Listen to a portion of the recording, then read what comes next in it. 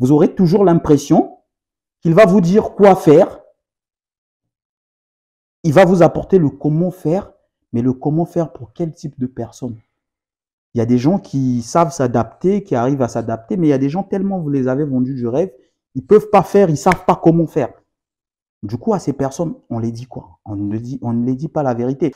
Tu laisses ton business, tu laisses ton activité pour te lancer dans l'entrepreneuriat et gagner 10 000 euros par mois, gagner 15 000 euros par mois. Ce sont des choses que vous avez déjà suivies plusieurs fois sur YouTube et il y a des gens qui ont tendance à balatiner les gens sur ça.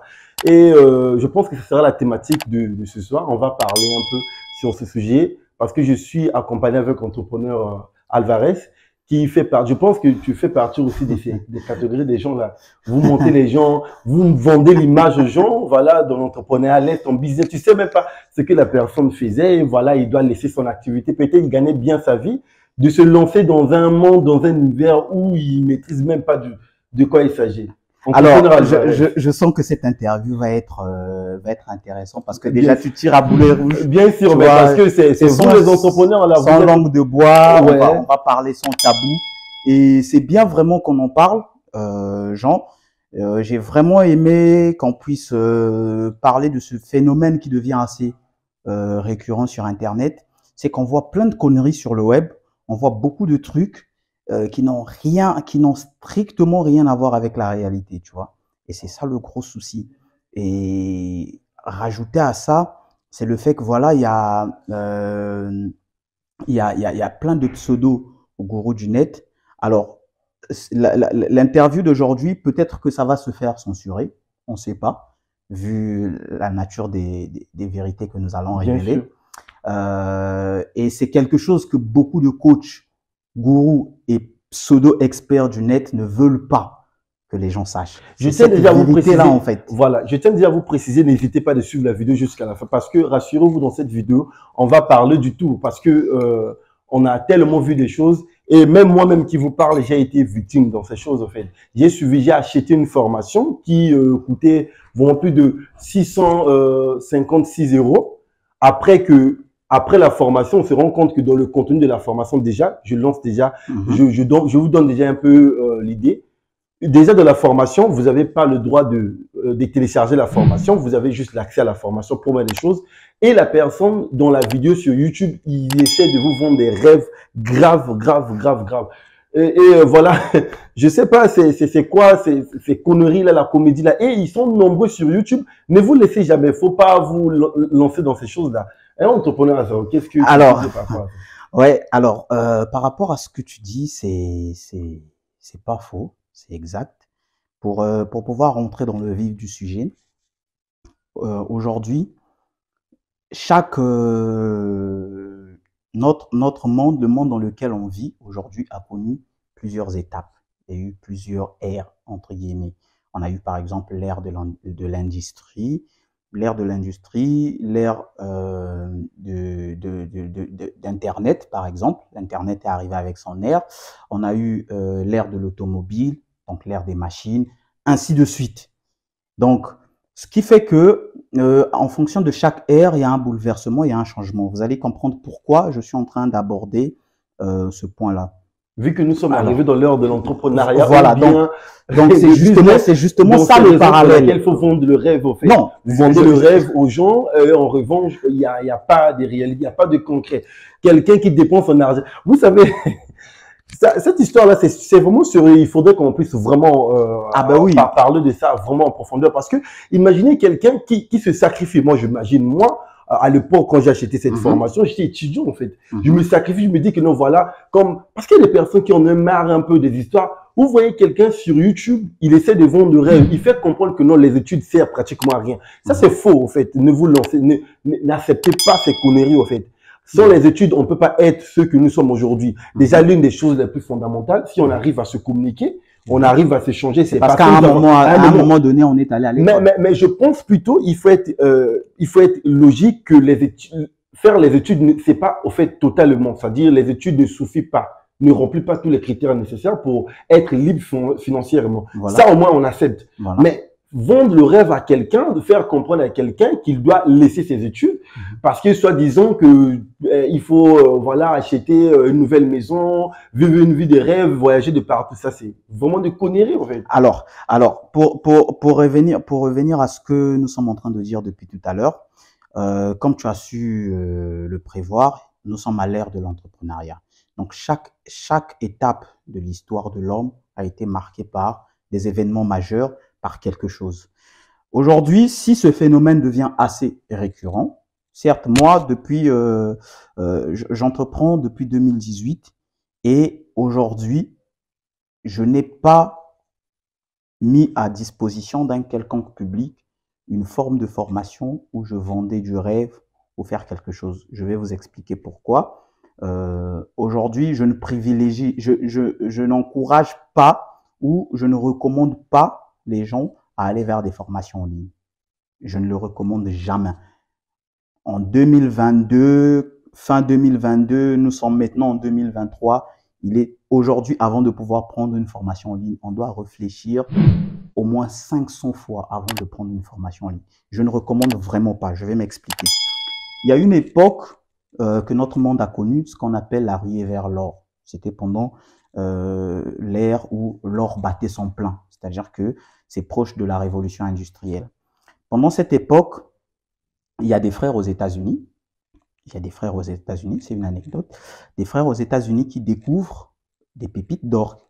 Donc, quelque part dans le Texas, ils découvrent des pépites d'or. Ils décident d'authentifier auprès de leur juridiction, donc auprès de leur shérif à l'époque, pour que ce soit authentique. C'est de l'or, ils ont un décret qui est signé, ils ont un certificat, tout ça. Donc, tout le monde est conscient, tout le monde sait qu'ils disposent de l'or et ils connaissent l'endroit, ils gardent l'endroit secret. Donc, ce qu'ils décident de faire, ces deux-là, et on est loin de se douter, mais c'est la première forme de marketing à l'époque. Vous allez comprendre d'où est-ce que je vais en venir. On est loin de se douter que ce truc-là va sévir jusqu'à aujourd'hui. On va dire pratiquement 200 ans plus tard, aujourd'hui. Alors, ce qui se passe à cette époque, c'est que l'un des deux frères décide alors, à travers la communication qui à l'époque c'était du papier, tout ça, donc décide de publier dans un journal local, comme quoi ils ont découvert une mine d'or et qu'ils pouvaient aider les gens à avoir l'or qu'ils avaient pu trouver. Comme pour pouvoir prouver, pouvoir démontrer la fiabilité de ce qu'ils disaient, ils ont décidé de pouvoir présenter toutes les certifications. Il y avait une reconnaissance d'une autorité, donc c'était connu, c'était légalisé, donc ce qu'ils disaient était réel. On ne parle pas encore de la quantité qu'ils avaient trouvée, mais dans leur journal, ça laissait croire qu'ils avaient trouvé énormément d'or. Donc la nouvelle se propage dans tous les États-Unis et partout dans le monde. Les gens apprennent qu'il y a de l'or aux États-Unis, dans le Texas. Donc c'est à ce moment où on parle dans l'histoire du monde, il y a eu la ruée vers l'or aux États-Unis. Pour les petits curieux, vous pourriez vérifier sur Internet, ça existe cette histoire. Pendant la ruée vers l'or, et quand ils ont propagé la nouvelle, toutes les personnes qui voulaient chercher l'or, qui voulaient avoir l'or pour s'enrichir, ils devaient forcément faire quoi? Passer par les deux frères. Donc, quand ils décident de passer par les deux frères, qu'est-ce qu'ils font? On vous montre là où on a trouvé l'or. Ensuite, on vous vend le matériel.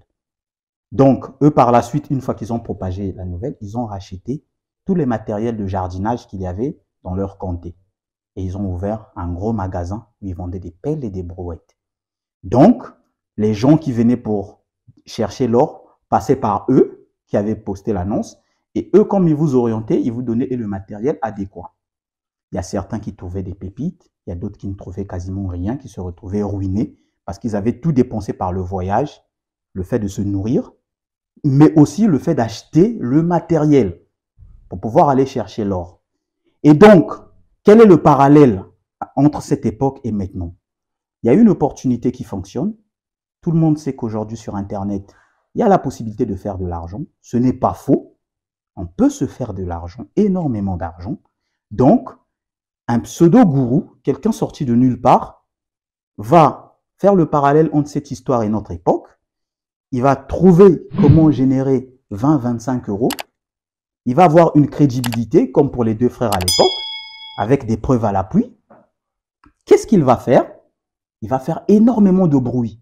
Comme les deux. Est-ce que tu essaies de voir un peu Bien sûr, où est-ce que je suis en train de venir? sûr, voilà. Ouais. Il va faire une énorme propagande sur les réseaux sociaux. Et à partir de là, les gens vont se dire, ah oui, il a la recette, il a la recette. Et qu'est-ce qu'il va faire?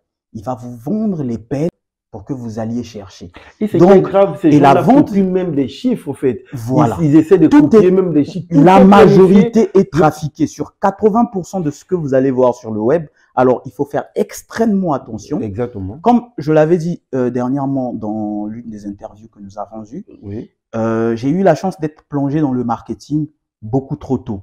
Donc j'ai pu voir énormément de choses et j'ai compris que ceux qui s'enrichissent, comme à l'époque, ceux qui se sont enrichis pendant la ruée vers l'or, ce n'étaient pas les chercheurs d'or, mais c'était les vendeurs de pelles. Exactement. Et c'est pareil avec notre époque. C'est ce sont les vendeurs de formation qui s'enrichissent et pas ceux qui mettent la formation en application. Donc, première anecdote. On peut prendre un autre cas de figure. Aujourd'hui, Jean-Stéphane, on se connaît, on a été à l'université ensemble. D'accord? Aujourd'hui, on se cherche. Entre guillemets, tu trouves une solution qui peut permettre de rapporter de l'argent. Tu trouves une recette secrète pour faire entrer de l'argent. Mais quand tu as une recette comme ça, tu la gardes pour toi. Tu as besoin que les générations à venir soient à l'abri. Tu veux que ta famille soit à l'abri. À quoi ça va te servir de propager cette recette si réellement tu gagnes de l'argent? Ça n'a aucun sens.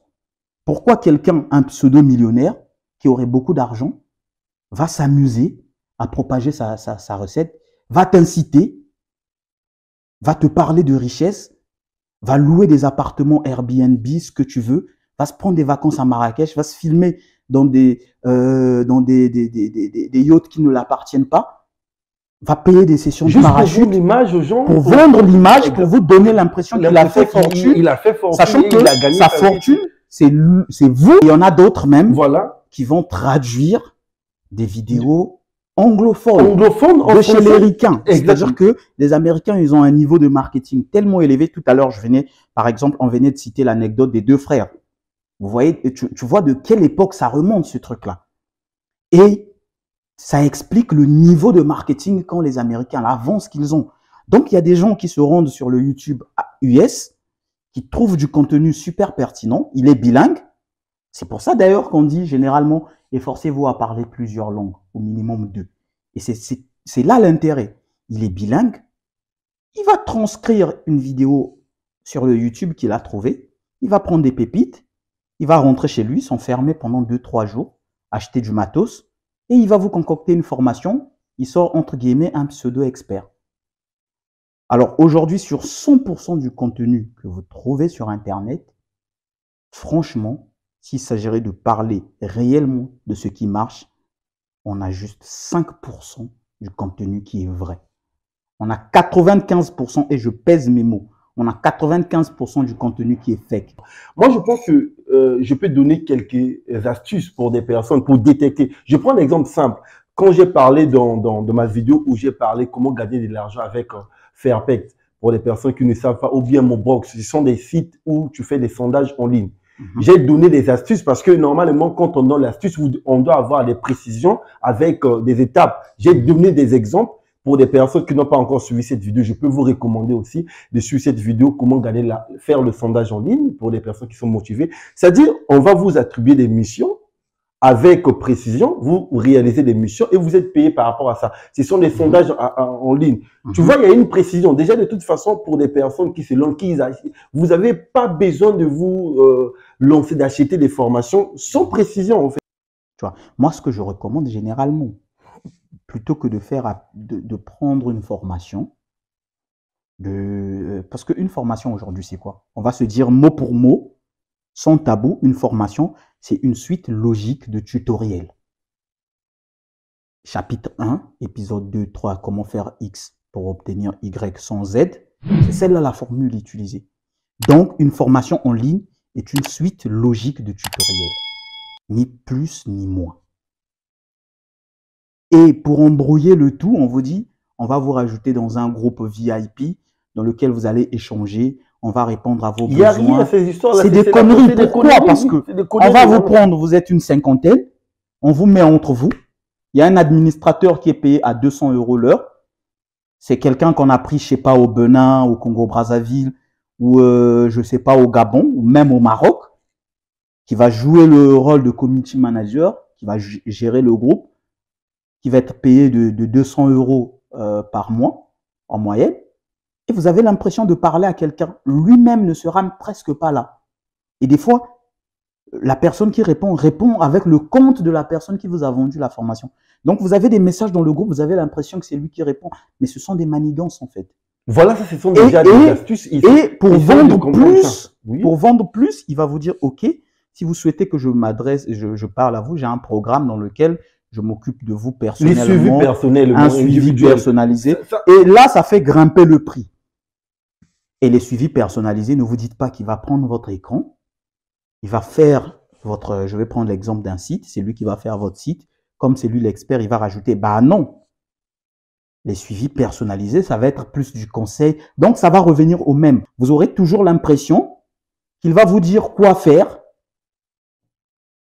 il va vous apporter le comment faire, mais le comment faire pour quel type de personne. Il y a des gens qui savent s'adapter, qui arrivent à s'adapter, mais il y a des gens tellement vous les avez vendus du rêve, ils ne peuvent pas faire, ils ne savent pas comment faire. Du coup, à ces personnes, on les dit quoi? On ne les dit pas la vérité. Ça, moi, ce que j'ai envie de dire, en tout cas à travers cette interview, le truc n'est pas de démoraliser ceux qui veulent entreprendre, mais faites-le vraiment quand vous ressentez que vous avez la fibre entrepreneuriale. Ne le faites pas par effet de groupe. Parce qu'il y a énormément, je rappelle encore, il y a énormément de fake contenu. Exactement. Donc, juste pour donner l'indice à des personnes, le but de la vidéo, c'est juste pour vous faire une alerte. C'est pas de vous démoraliser. L'entrepreneuriat, oui, il y a des personnes qui s'en sortent très bien. C'est l'ère de l'entrepreneuriat. Personne ne peut s'en passer, personne ne peut dire le contraire. Mais je pense qu'il est vraiment important que chacun sache ce qu'il est capable de faire, en fait. Qu'est-ce que tu veux faire et quelles sont tes qualités, quelles sont tes compétences. Est-ce que tu es capable de faire ça? Ne faites pas les choses parce qu'il y a soi-disant quelqu'un qui vous bombarde des pubs, qui vous bombarde des images, qui vous bombarde des illusions et automatiquement tu laisses ce que tu faisais. Peut-être tu étais sur la bonne voie. Tu sais, il y a des personnes qui ont laissé même de continuer à bosser dans les études parce que soi-disant que tu peux gagner sa vie sans les études et autres, sans même faire des richesses sur ça. Je pense que c'est quasiment faux. C'est quasiment faux. Tout le monde n'est pas appelé à être entrepreneur. Mais je pense plutôt plus que c'est l'heure de l'entrepreneuriat. Tout le monde peut entreprendre de la manière dont il veut et par rapport à sa propre motivation. La manière dont vous vous sentez être motivé, vous pouvez vous lancer. Aujourd'hui, ça, normalement, c'était censé être réservé pour le prochain épisode, mais on rentrera dans les profondeurs. Aujourd'hui, dans 90% des formations, on va dire 100%, vraiment selon les chiffres que moi j'ai eus, sur 100% des formations, c'est que quand vous commencez, vous avez un module, généralement, qu'on appelle le module Mindset. D'autres l'appelleront préparation mentale au succès, comment te préparer face à ta réussite. Donc, dans ce module, ce que le gars il te fait comprendre, c'est que si tu n'échoues pas,